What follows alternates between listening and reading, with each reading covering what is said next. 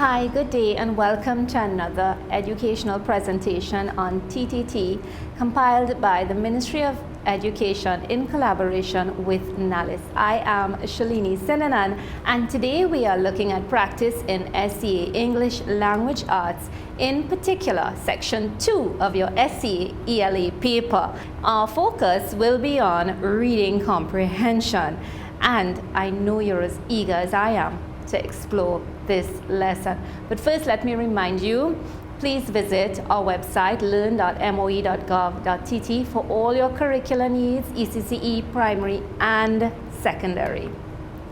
So today we are looking at comprehension and in particular graphic text. What are graphic texts? Graphic texts present information. Some graphic texts include diagrams, photographs, drawings, sketches, maps, tickets, posters, charts, and tables.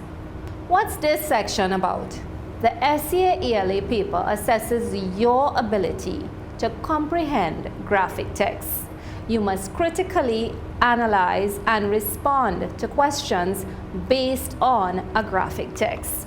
Please note, questions focus on design elements and language use. There are 5 questions in this section, and these contribute to a total of 10 marks in your ELA paper. Questions are based on 3 levels of thinking: literal, inferential, and evaluation and/or appreciation. And here is the layout of the questions in our graphic text comprehension part of your paper. There are 2 literal questions, 2 inferential questions, and 1 evaluation or appreciation question, all adding up to give you 10 marks. Let's go to our first lesson, the literal questions. Literal questions in a graphic text requires the ability to retrieve information that is explicitly, clearly, openly stated in the text. Questions can be answered directly from the text. Inferential questions, on the other hand, require you to make connections among elements of design, and the answers are not explicitly stated. You must use clues in the text to figure out the answers. For evaluation appreciation questions, these questions require you to analyze elements of design and critically analyze the text. It allows you to write an answer based on your emotional response to the graphic, what you appreciate or do not appreciate about how the graphic was crafted. In today's lesson, we are looking at identifying overt messages that are clearly stated, identifying implied messages in which we have to think once or twice about, explaining the purpose of the graphic text, and evaluating the techniques used in creating the graphic text. Let's look at our graphic text now. Are you seeing it? There are some drawings, some words of explanation, and arrows. So if we follow where the arrow is started, we see that the arrow starts by a plant, and above the plant are the words, firstly, they are grown and made from a potato seed. Once it has fully grown, then it is picked off by a potato harvester. The arrow moves on to show a picture of someone moving a van. The potatoes are then transported to a special place called a factory. Moving on with our arrow now, we see once they arrive at the factory, they then go through a process where all the potatoes have to be washed. As we move on, we see after they have been washed, then all of the potatoes are put in a machine where it all has to be sliced. As we follow the arrow, we see then the slices will go straight into a pool-sized fryer filled with oil. They are left there to cook for a few minutes. And then the arrow moves on and we see they will then take all the slices out and put it through a big machine where it will shake off all of the excess oil and then spread the salt. And you will see a picture of a salt shaker there. Pictures in between help us to figure out what's happening too in the process. And in the final picture, where the arrow ends off, the chips will finally be separated, put into packaging, and put away in boxes. They will be sent to shopping centers, dairies, and many more. And in the center of the graphic, we see a delicious caption of potato chips. The first thing you do is you clearly read your graphic text. See what it is telling you, what it is presenting to you. All right? So now that we've seen the graphic text, let's look at some of the literal questions that can be answered. What do you know about where potatoes grow by looking at the picture? What do you know about where potatoes grow by looking at the picture? 2, what is the process the potatoes must go through when they arrive at the factory? What is the first process the potatoes must go through when they arrive at the factory? And I'll read that again.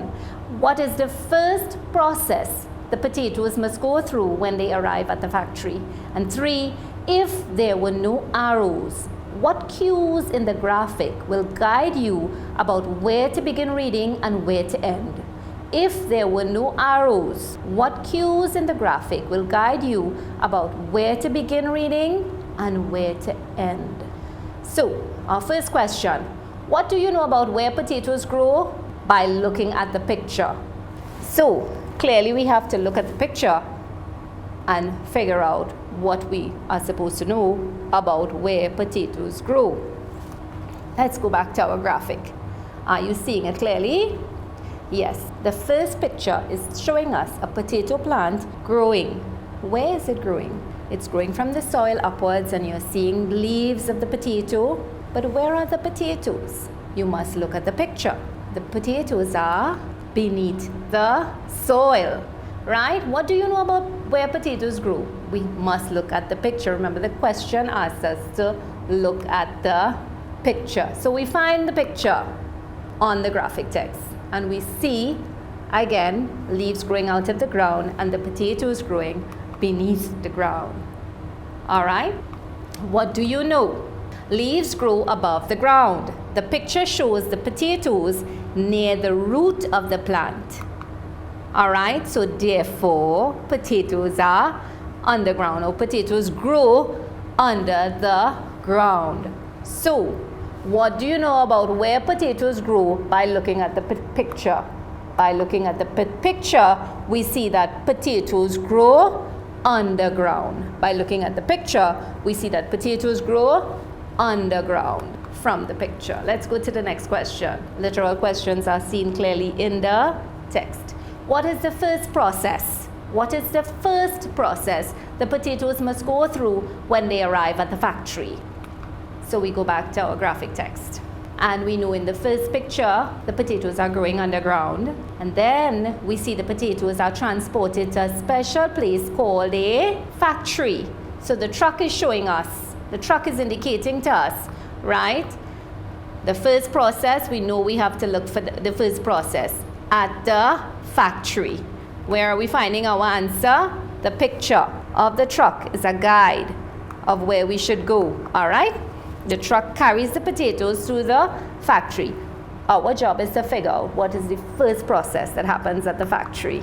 All right, so we go there to find our answer. Remember, it's a literal question.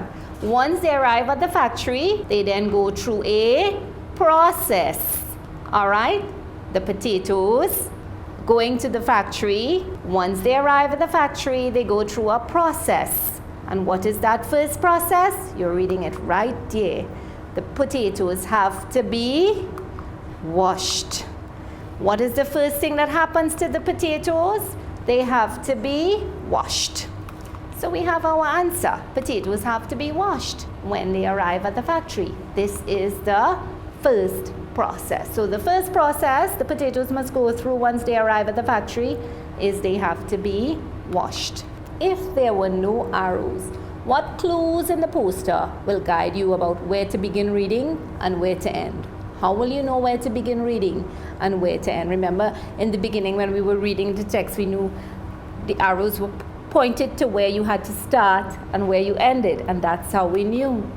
So let's look at this picture now, our graphic text.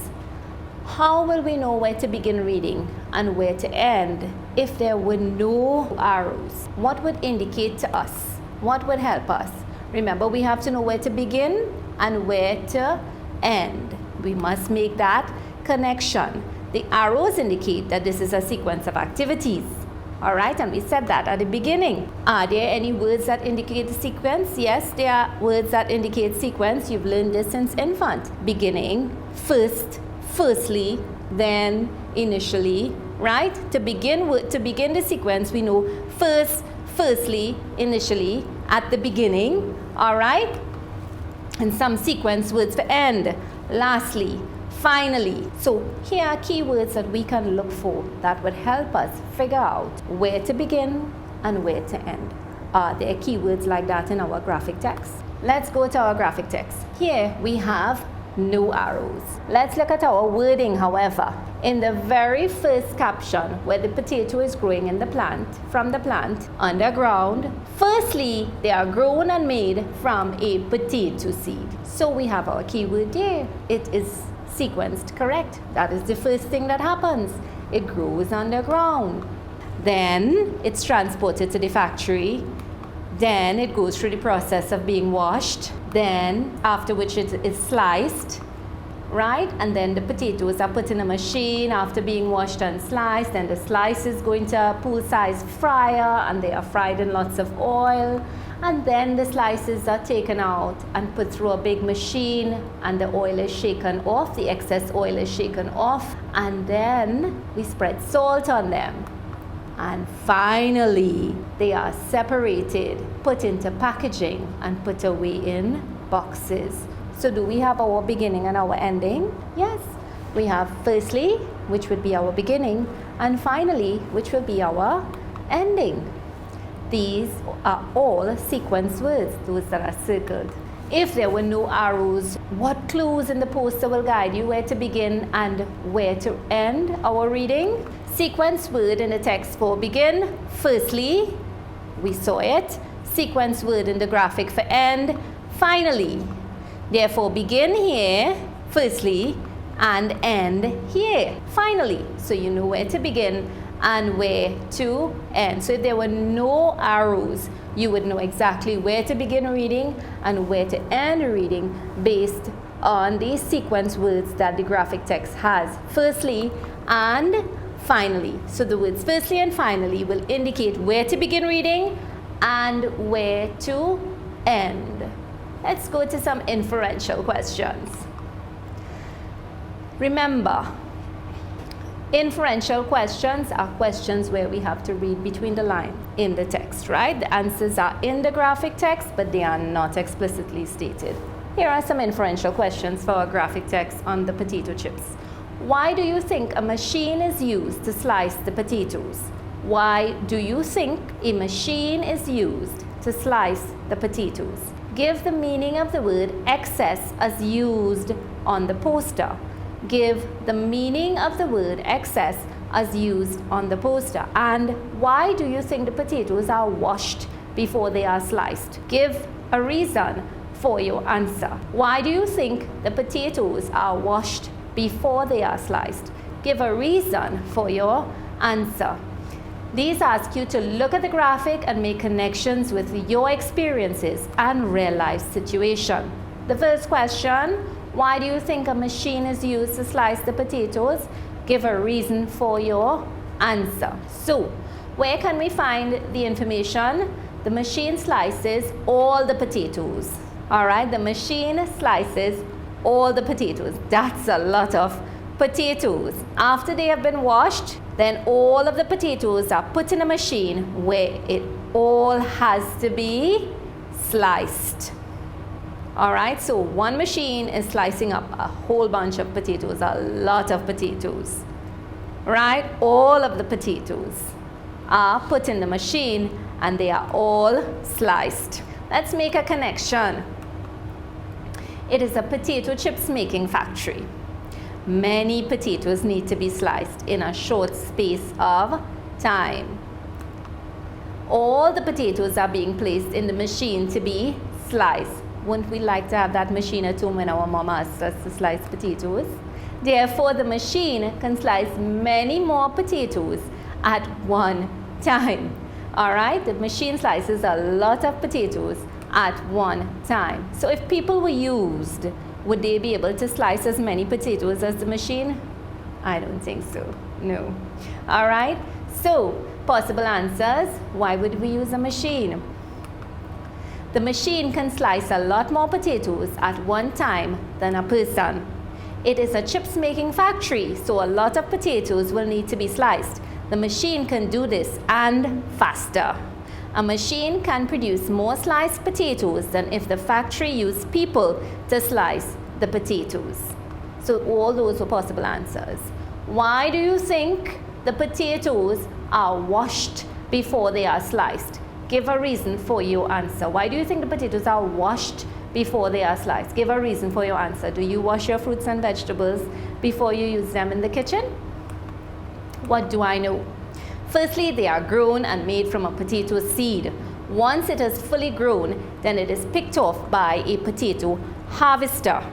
Once they arrive at the factory, they go through a process where all the potatoes have to be washed.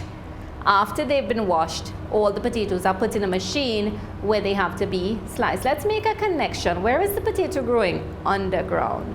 When they are harvested, do you think they're very clean? I don't think so. I think they might have a lot of dirt around them, and we would possibly need to wash them very clean, right? Let's go. Let's continue. I usually wash fruits and vegetables before I eat to get rid of any impurities that may be on the inside, and this is something that we do as normal human beings. Before we eat a fruit or a vegetable, we wash it carefully. All right? Potatoes grow under the ground in the dirt. When they are harvested, most likely some dirt or soil will remain on the potatoes. So let's make a connection from what we know. The potatoes will need to be washed before slicing to get rid of the dirt or soil that comes with them. The slicing stage comes before the potatoes go into the oil to be fried. All right? And we know that from our graphic text. They have to be sliced and then they are put in a big fryer with oil. If soil remains on the potato in the slicing stage, it will go with the potatoes in the frying stage. This wouldn't be healthy. Therefore, soil or dirt may get into my packet of potato chips. How would you feel if you saw some dirt in your packet of potato chips? So they have to be washed. Possible answers. The potatoes need to be cleaned to remove impurities so that they do not get into the chips that people will eat. The potatoes are washed to remove all dirt or soil before it's made into chips. People may become sick if dirt or soil is left in their chips.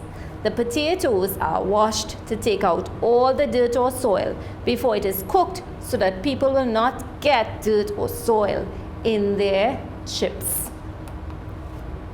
And in our question here, as we continue with our inferential questioning, give the meaning of the word excess as used on the poster. Give the meaning of the word excess as used on the poster. So we've got to find the word excess on the poster. All right, where can we find the information? Yeah, where we shake off the excess oil. They will then take all the slices out and put it through a big machine where it will shake off all of the excess oil and then spread the salt. What do you get from the word excess?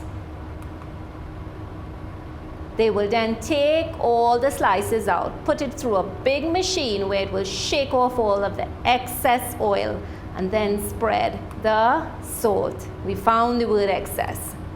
Shake off. So the oil has to be shaken off, which gives you the impression that there's a little more than is needed.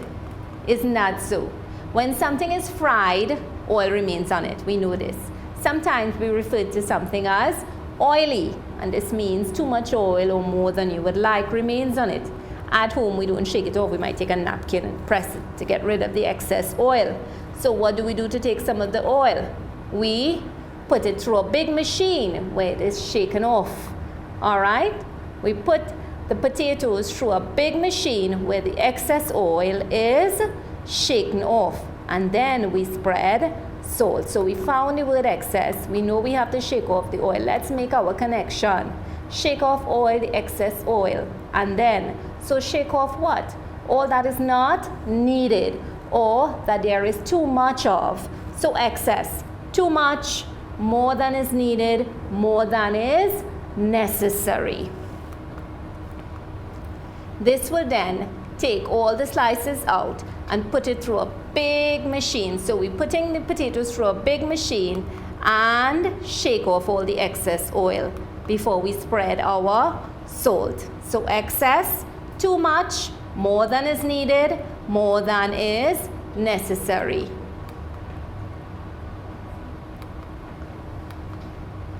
Too much, more than is needed, more than is necessary, much more than the amount required, more than is required, or any response like this when we have too much oil. So excess, too much of what we need. Evaluation or appreciation questions for our graphic text. For these types of questions, you need to look at the graphic text used by the author to create the visual. All right, these questions requires you to look at the effectiveness of certain elements of design and give your opinion. All right, so you're looking carefully at the graphic text and you are giving your expert opinion about the graphic text. If you were to give the graphic a name, what would you call it? Give a reason for your answer. If you were designing this poster, where would you position the picture of the chips? Give a reason for your answer. So in these two questions here, you have to give reasons for your answer, but you are giving your opinion and you're giving reasons based on the design of the text. All right, so if you were to give the poster a name, what would you call it? Give a reason for your answer. In the whole scenario, what's the main idea that you get from the graphic text? Yeah, we are making potato chips. Yeah, we're making potato chips from start to finish. Let's make a connection. The information given in the text along with the pictures, especially the main picture, all right, with the chips in the center, all point to the making of potato chips. So possible answers. How potato chips are made. The text gives you step-by-step information on how to do this. All right, the making of potato chips, the pictures and words explain how to make potato chips or how to make chips. So any similar response would do, right? The making of potato chips. Let's go to our next question. If you were designing this poster, where would you position the picture of the chips? That's the one in the center. Give a reason for your answer. If you were designing this poster, where would you position the picture of the chips?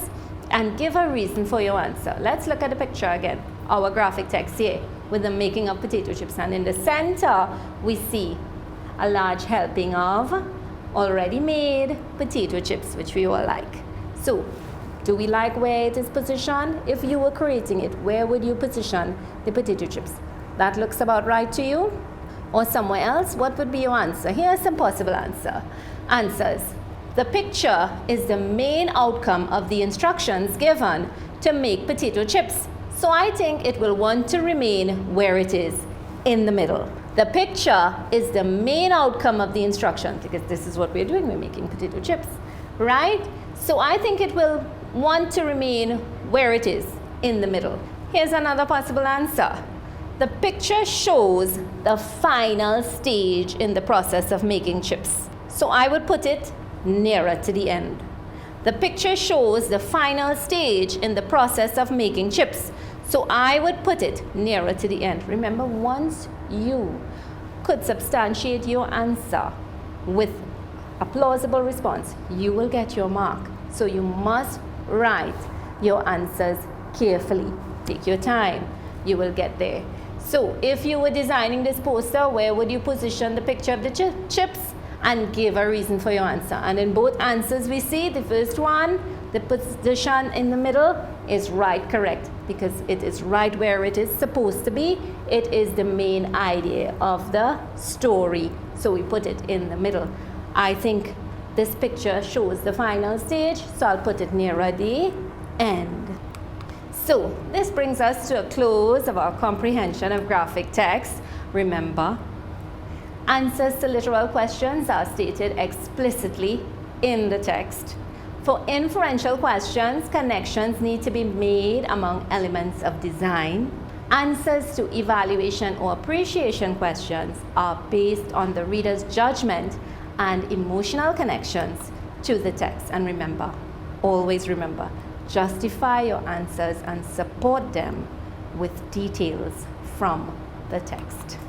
I hope you enjoyed this presentation as much as I did. Once again, we'd like to thank the Ministry of Education for compiling this great project, having you from the comfort of your home, enjoying watching TTT and partnering with NALIS as well. See you soon.